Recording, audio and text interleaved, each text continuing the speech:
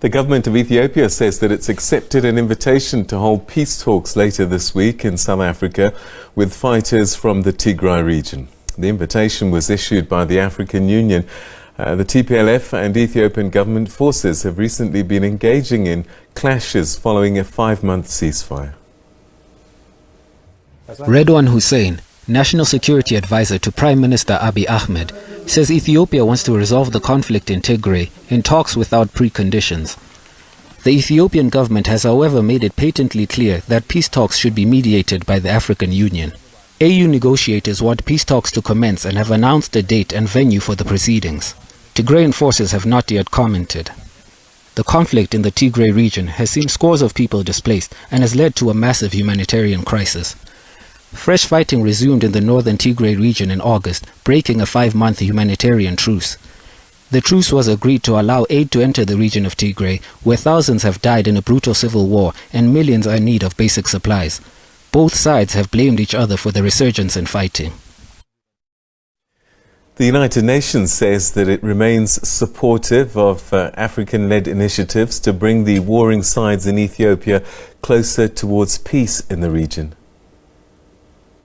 We've always been extremely supportive of the African-led initiatives to bring the sides together in Ethiopia, to see an end to the violence and the armed conflict that we've seen there, which has impacted millions of people. I mean, just yesterday, I think I gave you a pretty detailed humanitarian update, and the kinds of numbers that we keep talking about every week are frankly saddening and shocking for what is, at the end, a man-made humanitarian crisis.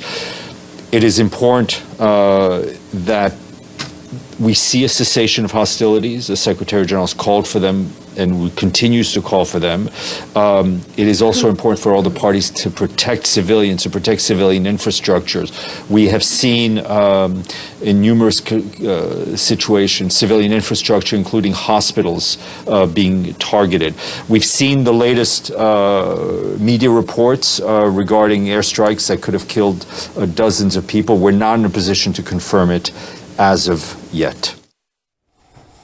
So, the Ethiopian authorities say that they're ready to talk. Well, let's get some thoughts as we are joined by Dr. Hafte Gebresilassie, who's the Secretary of the Tigray Association here in South Africa.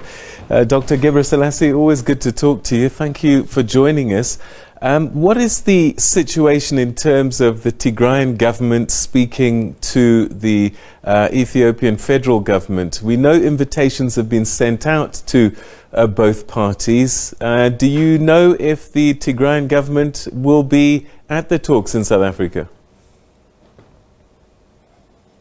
Thank you very much, Peter, for having me. Actually, the government of Tigray expressed its commitment to a peaceful resolution of the current conflict on September 11, 2022, which you may remember I was your guest, where the African Union welcomed to the statement of the government of Tigray.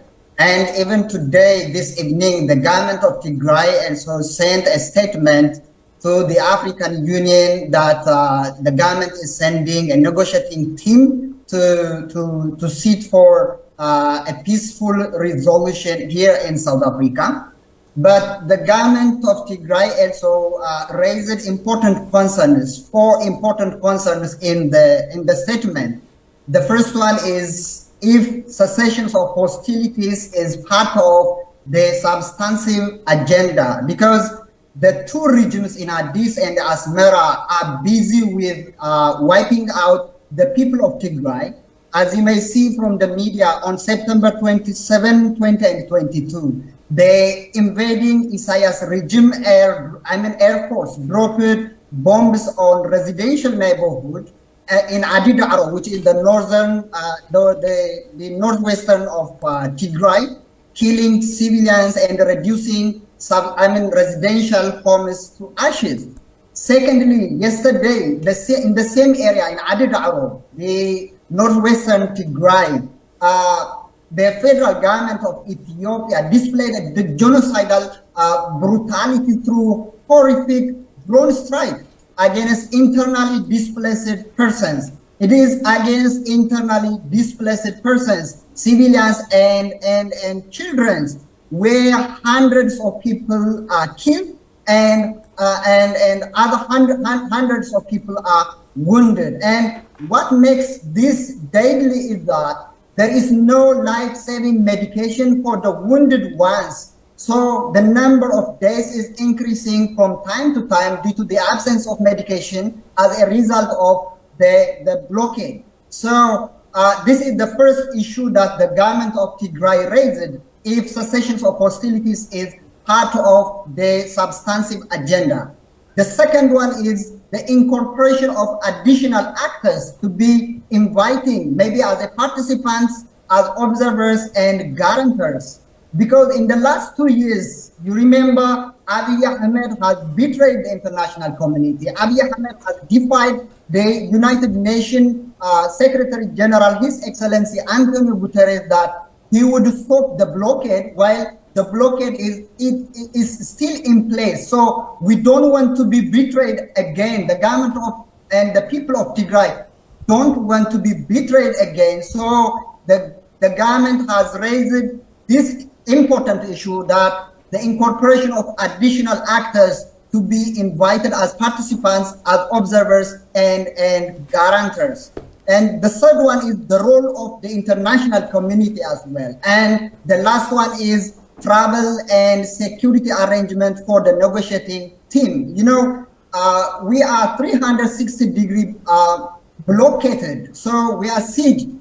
So for that matter, the government of Tigray wants to make sure that the African Union has arranged travel and security arrangements for the negotiating team. But today, this evening, the government has sent a statement which explains its readiness to sit for a peace talk here in South Africa. All right. It looks as if there's quite a number of issues that are of concern. And I will look at the first one, the cessation of hostilities. Is that a situation that you would say is not negotiable? For as long as there is fighting going on, are you saying that the Tigrayan government is not in a position to begin talks? Yes, what I'm saying is people are dying.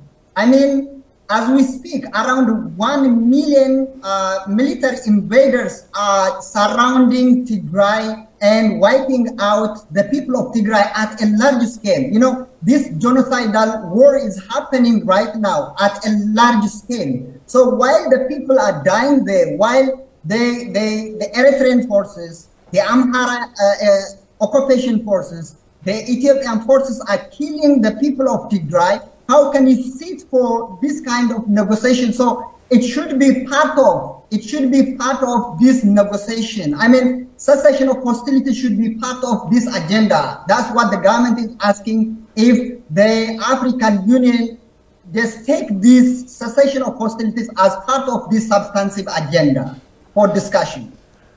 The last time we spoke, there was concern about perhaps how the AU person, Olusegun Obasanjo, former president of Nigeria, was managing the peace process.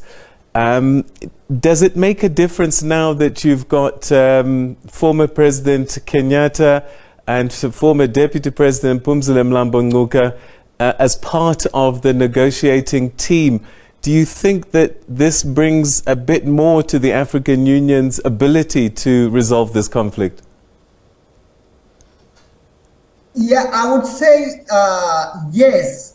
There are two criteria in this regard. The first criteria is how the negotiating or the moderating parties, the mediators are capable enough to understand the complexity of the Ethiopian politics. That is why the government of Tigray has picked Uhuru Kenyatta as one of the moderators, as one of the negotiators, or as one of the mediators, because Uhuru Kenyatta is I believe that capable enough to understand the complexity of the Ethiopian politics and the conflict in particular. and also including South Africa, including Special Envoy Obasanjo and Uhuru Kenyatta, would make some sort of inclusiveness in the discussion. So one is how capable are these individuals to understand the complexity of the Ethiopian politics. The second one is how impartial these mediators will be in the point of discussion, and how South Africa, we believe we are Africans. The people of Tigray are Africans, and Tigray is in Africa, and we believe that African solution to the African problem, we are not against this one, as long as those negotiating parties are capable enough to understand the issue, as long as the negotiating parties are also impartial to treat both parties in the conflict. What do you expect from these first round of talks? One gets a sense that it's really going to be talking about rules of engagement rather than the actual engagement itself.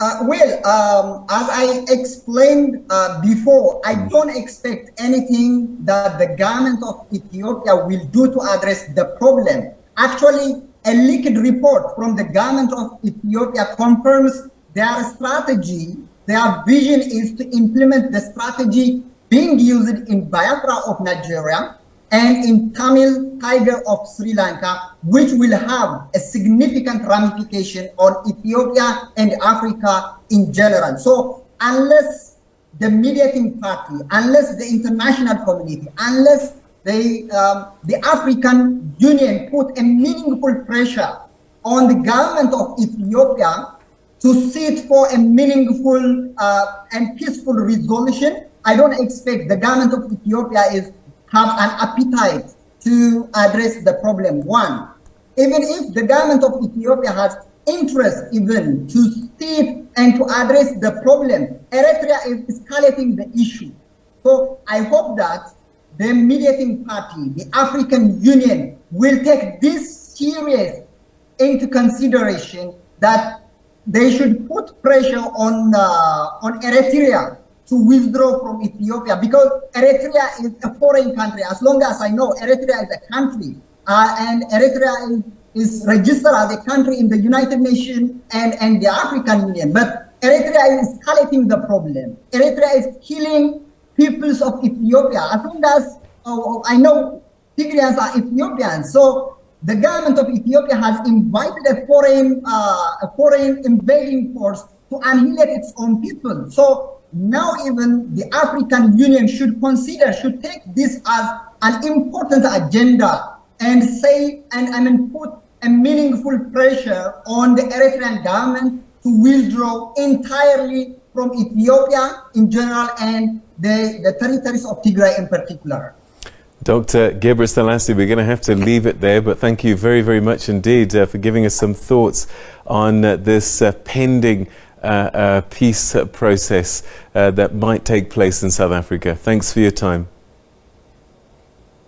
Thank you very much. All right, so that's where we'll leave it. Dr. Hafte Gebresilassie, who's the Secretary of the Tigray Association in South Africa, giving us his reaction to these proposed talks that are should take place in South Africa. The Tigrayan government has said that they will come through, but they've got a number of issues that they are concerned about. The Ethiopian government says that they are ready to talk with no conditions on the table. So we'll see what happens, and we'll keep you on top of that.